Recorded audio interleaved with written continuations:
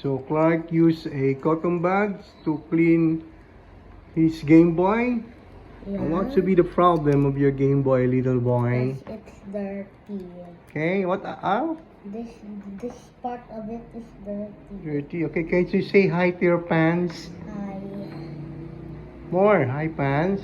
Hi, fans. Hope you're doing well, pants. I hope you're doing well, fans. What are you doing?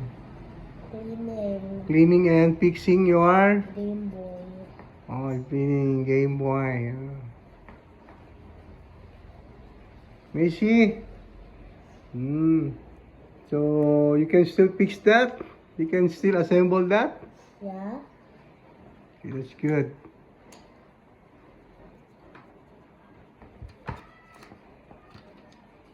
You gotta say hi to your fans. Hi, fans. Tell your fans to subscribe to your channel, please. Subscribe to our channel. You say thank you to them. Thank you.